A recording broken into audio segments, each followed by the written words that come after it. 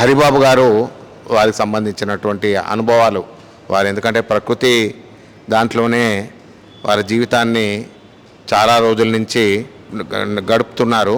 వారు ఏంటంటే మార్కెటింగ్కు ఏదో అమ్ముకోవాలనేది కాకుండా ఎక్కడైతే ఎన్జిఓస్ ఉన్నాయో, ఎక్కడైతే అనాథ పిల్లలు ఉన్నారో అక్కడికి వారి పనులను కూడా రుచి చూయిస్తుంటారు. మొన్న మా దగ్గర గ్రామ భారతి ఆవాసం ఉంది, 30 మంది విద్యార్థులతో మర్రిగూడెంలో. అక్కడికి వారు వచ్చినప్పుడు అక్కడికి పండ్లు కూడా తీసుకొచ్చి రుచి చేయించిండ్రు. మళ్ళీ ఈరోజు చూపిస్తున్నారు, అది తెలియదు మనకు. కాబట్టి నేను అదే వారికి ఐడియా లేనట్టుంది. కాబట్టి వారి ద్వారా ఇప్పుడు ఏదైతే రాంబాబు గారు చెప్పినరో వారు అనుకుంటే ఇటువంటి సంతలు మనం గ్రామ భారతి తరఫున చేసేదానికి వారి ఏమైనా పాజిటివ్ థింకింగ్ ఉండి నేను నిజంగానే ఆర్గానిక్ ఇన్ని ఏళ్ళ నుంచి చేస్తున్నా కాబట్టి సమాజంలో ఉన్నటువంటి వ్యక్తులకు కూడా రుచి చూయిస్తాననుకుంటే ఇటువంటి సంతల్లో వారు కొన్నైనా పండ్లని, అప్పుడున్న సీజన్ పండ్లని తీసుకురావడానికి మేము గ్రామ భారతి తరఫున కోరుతున్నాము. కాబట్టి ఒక్కసారి వారిని మాట్లాడవలసిందిగా, వారి సందేశం ఇవ్వాల్సిందిగా కోరుతున్నాం. అందరికీ నమస్కారం. నా పేరు హరిబాబు, ప్రకృతి వ్యవసాయం చేసే రైతుని. ఇది చూస్తుంటే చాలా సంతోషం వేస్తుంది. ఎందుకంటే మా చిన్నతనంలో సంతలని ఉండేవి. ఒక 50-55 ఏళ్ళ నుంచి అంతరించిపోయినాయి. 1970కి ముందు, ఆ 50కి ముందు పుట్టిన వాళ్ళకైతే తెలిసిద్ది. అది 60, 65, 70 వరకు కూడా గ్రామీణ ప్రాంతాల్లో వారానికి ఒక సంత జరిగేది. ఏం కావాలన్నా కూడా కూరగాయల దగ్గర నుంచి సరుకులు దాకా వెళ్ళి ఆ సంతలో ఆ వారానికి సరిపోయి కొనుక్కుని తెచ్చుకునేవాళ్ళు. అది ఒక ఆచారం. ఇప్పుడు అది క్రమేపీ అంతరించిపోయింది. గ్లోబలైజేషన్ తర్వాత, లిబరలైజేషన్ తర్వాత, ప్రైవేటైజేషన్ తర్వాత, 90ల తర్వాత ఏమైందంటే మెల్లగా ఈ అంతరించిపోయి మల్టీనేషనల్ సెంటర్ అయ్యి పెద్ద పెద్ద షాపులు, వాటిల్లోకి నేను వెళ్ళను, ఎక్కువసేపు చెప్పచ్చు, వద్దది. మళ్ళా ఈ రోజులు రావాలా, చాలా సంతోషం వేసింది. గ్రామీణ సంతానంగానే చాలా సంతోషం వేసింది. ఉండాల ఇలాంటి కార్యక్రమాలు జరగాల. ఇంకా మీరు వారు అన్నట్టు నాకు తెలిస్తే నేను ఫ్రంట్ తెచ్చేవాడిని.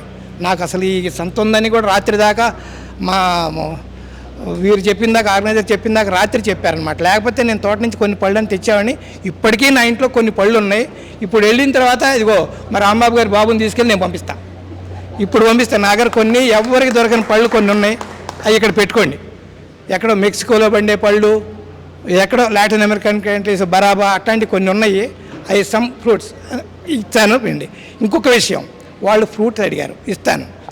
కొన్ని ఫ్రూట్స్ నేను గ్రామ భారతికి వీళ్ళు పెట్టే సంతకి నేను సపోర్ట్ చేస్తాను, ఇస్తాను. నామినల్ రేట్కి ఇవ్వండి, వినియోగదారులకి ఇవ్వండి. ఇచ్చి ఆ డబ్బు కూడా మీరే గ్రామ భారతి కట్టి పెట్టుకోండి. నాకు వద్దు. ఎందుకంటే నా పంట మొత్తం నేను అనాథలకి, వృద్ధాశ్రమాలకి, క్యాన్సర్ పేషెంట్కి ఇస్తున్నాను. దాంట్లో కొద్ది భాగం ఎందుకు ఇస్తానంటే ఇక్కడికి వచ్చే వీళ్ళు ప్రేమికులు, ఈ గ్రామీణ సంతల మీద ఉండే ప్రేమికులు, వీళ్ళు కూడా తినాలా, వీళ్ళు రుచి చూడాలి. కాబట్టి వీళ్ళకి కూడా, ఈ అభిమానులకు కూడా, ఇక్కడికి వచ్చి పని చేసేవాళ్ళకి కూడా మనం ఇద్దాం, ఫ్రూట్ ఇద్దాం వీళ్ళు. కాబట్టి కరుణాకర్ గారికి కానీ వీరికి కానీ నేను ఇస్తాను. మీరు ఎప్పుడు సంత పెడితే నాకు 4 రోజులు ముందు చెప్పాలి. రాత్రి చెప్పారు కరుణాకర్, లేకపోతే ముందు చేస్తే నేను తెచ్చేవాడిని. కానీ కనీసం ఇంటి దగ్గర కొద్దిగానే ఉన్నాయి. ఏం తీసుకెళ్తామని తేలేదు. కొద్దిగానే ఉన్న ఒక 5-6 కేజీలు ఉంటాయి. ఆ పళ్ళు కూడా ఎక్కడ దొరకని పళ్ళు ఉన్నాయి. అవి పంపిస్తాను ఇప్పుడే, ఇవాళ పెట్టండి సంతలోకి. ఫర్దర్గా నేను ఎప్పుడు వచ్చినా కూడా ఇస్తాను. ఈ సంత ఇలా జరగాలండి. వారు రాంబాబు గారు చెప్పినట్లు వీటితో పాటు కూరగాయలు, పళ్ళు కూడా పెడితేనే బాగుంటుంది. ఎందుకంటే కొంతమంది నిజాయితీగా ప్రకృతి వ్యవసాయం చేసే రైతుల్ని కొంతమందిని మీరు తీసుకుని వాళ్ళు పండించే కూరగాయలని, పళ్ళని తీసుకొచ్చి ఇక్కడ పెడితే వీళ్ళంతా ప్రకృతి ప్రేమికులు. ఇక్కడికి వచ్చి కొనేవాళ్ళంతా వాళ్ళకు ముందు అభినందనలు తెలియజేయాలి. వాళ్ళందరూ ఆ ప్రకృతి ప్రేమికులు కాబట్టి ఇక్కడ దాకా రారు ఈ గూడ్స్ కోసం. లేకపోతే ఆ స్టోర్స్లో ఎగబడి కొనుక్కునేవాళ్ళు. కాబట్టి వాళ్ళకి మంచి గూడ్స్ అందాలంటే మనమే ఎంకరేజ్ చేసి ఈ ప్రకృతి వ్యవసాయంలో పండిన పంటను కానీ, పళ్ళు కానీ, ఆకుకూరలు కానీ, కూరగాయలు కానీ తీసుకొచ్చి ఇక్కడ పెడితే 100కు 100% కొంటారు. ఎందుకంటే తప్పించిపోతున్నారు. బయట అలవి కాని రసాయనాలతో పండించిన ఆ కూరగాయలంటే, ఆ పంటలంటే అసహ్యం వేసిపోతుంది. కాబట్టి అందరూ కొంటారు. ఇంకా లాస్ట్ విషయం, ప్రకృతి వ్యవసాయం గురించి ఒక ఉద్యమంలాగా నా మిత్రుడు రాంబాబు గారు, నేను చూస్తున్నాను కొన్ని 7-8-10 సంవత్సరాల నుంచి ఒక ఉద్యమంలాగా ఆయన ఆ పేపర్లో కంపల్సరీ ప్రకృతి వ్యవసాయానికి ఒక కాలం పెడతారు. చాలా గొప్ప విషయం అది, అందరూ చేయలేరు, చాలా ధైర్యంగా ఉండాలి. ప్రకృతి వ్యవసాయానికి ఉద్యమంగా ఆయన పెట్టి ఎంత ప్రోత్సహిస్తారో, ఎక్కడ కార్యక్రమం ఉండి వెళ్తారు, చాలా ఉత్సాహంగా తీసుకుంటారు. పాలేకర్ గారి ప్రభావితంగా ఆయన చక్కగా ప్రకృతి వ్యవసాయాన్ని ప్రోత్సహిస్తూ ఇట్లా చేస్తున్నారు. కాబట్టి నేను కూడా పాలేకర్ గారి అభిమానిని, వారిని చూసే నేను చేశాను. నా దగ్గర పండని పంట ఉండదు. నేను దరిదాపు 300 రకాల పళ్ళు పండిస్తా. ప్రపంచ దేశాల్లో పండించే పళ్ళన్నీ నా దగ్గర ఉంటాయి. ఎంతో కొంత కొద్దిగా గొప్పగా పండిస్తాను. ప్రకృతి వ్యవసాయంలో అద్భుతమైన క్రాప్ వచ్చిందండి, రాదనే మాటలేదు. ఫస్ట్ ఇయర్ 1 సంవత్సరం కనుక నేల సారవంతంగా తయారు చేసుకుంటే అద్భుతమైన పంటలు పండించవచ్చు. కానీ సిన్సియర్గా చేయాలి. సిన్సియర్గా చేయకుండా 2 పడవల మీద కాళ్ళు పెట్టినట్టు అటు ఇటు చేస్తే రాదు. రసాయనిక వ్యవసాయంలో కన్నా కూడా ఎక్కువ పంట తీయచ్చు చక్కగా చేస్తే. ఇప్పుడు మన పొలంలో Atal Bihari Vajpayee horticulture research centre నా పొలం 3% సేంద్రీయ కర్బనం ఉందండి. 3% సేంద్రీయ కర్బనం ఉన్న భూమిలో ఏ పంటలైనా పండించవచ్చు. నేను నోటి మాట కాదు, రాజేంద్ర నగర్ అగ్రికల్చర్ యూనివర్సిటీలో టెస్ట్ చేయించి చెప్తున్నాను. 2.5 నుంచి 3% సేంద్రీయ కర్బనం ఉన్న భూమిలో ఏ పంట అయినా సరే కెమికల్ ఫార్మింగ్లో అయిన పంట కంటే ఎక్కువ పండిద్ది. కాబట్టి ఇంకా రావాలా.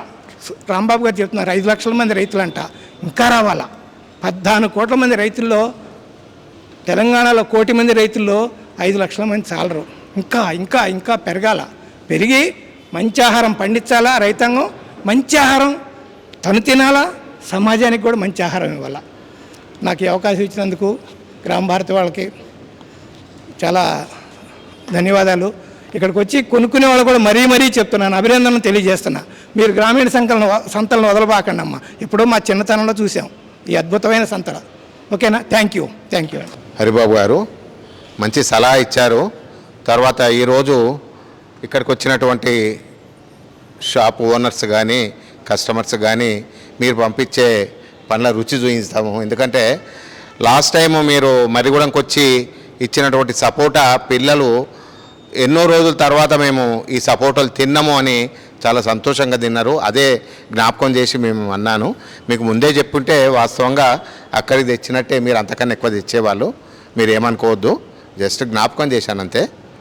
మీరు చెప్పిన విషయాలను కూడా మేము ప్రయత్నం చేస్తాము. ఏవైతే మీరు ఇక్కడ ఉన్నటువంటి రైతులని, అంటే మేము ముందు నుంచి కూడా గ్రామ భారతి ప్రయత్నం చేసేది కూడా రైతులు ఇక్కడ కనబడాలనేదే మా ఉద్దేశం. సాక్షి రాంబాబు గారు చెప్పినట్టు పండ్లు కూరగాయలు నిత్యావసరాలు కాబట్టి మిగతా అన్నీ కూడా నెలకు సరిపోయేటివి తీసుకుపోతాము. అవి మాత్రం ప్రతిరోజు పనికొచ్చేటివి. వాటిని నెక్స్ట్ సంతలో పెట్టడానికి ప్రయత్నం చేస్తాము. ఆల్రెడీ తార్నాకలో కూరగాయలు కూడా ఈ ప్రకృతితోని పండించినవి అమ్ముతున్నాము. అవి నెక్స్ట్ టైం ఇక్కడ సంత మా అర్జున్ గారు ఇచ్చిన నెక్స్ట్ టైం ఏ సమయం ఇస్తారో దాన్ని దృష్టి పెట్టుకొని ఇక్కడ అవి కూడా పెట్టడానికి ప్రయత్నం చేస్తాము. అదేవిధంగా మేము వీలైనంత వరకు రైతుల్ని కూడా ఈ రైస్ కూడా పండించినవి కూడా కొంచెం శాంపిల్గా తీసుకురమ్మని చెప్పినాము. ఆ విధంగా పప్పులు కానీ మిగతా అన్నీ ప్రతిదీ కూడా వచ్చినప్పుడే మనం అనుకున్నటువంటి గ్రామ భారతి యొక్క కోరిక తీరుతుంది. ఏదో మనం ఇవి కాదు, మనం నూనెలు తర్వాత మిగతాయి తేనె ఇవి కాకుండా రైతులు పండించినవి డైరెక్ట్గా ఇక్కడ అమ్మగలిగిన రోజు వాళ్ళకు మనము మార్కెటింగ్ ఇచ్చిన వాళ్ళం అవుతాం గ్రామ భారతి తరఫున. దానికోసమే ప్రయత్నం చేస్తున్నాము. ఇది ఓన్లీ ఎంతవరకు సమాజం యాక్సెప్ట్ చేస్తుంది అని ఒక విధంగా ప్రయత్నం చేస్తున్నాం అంతే.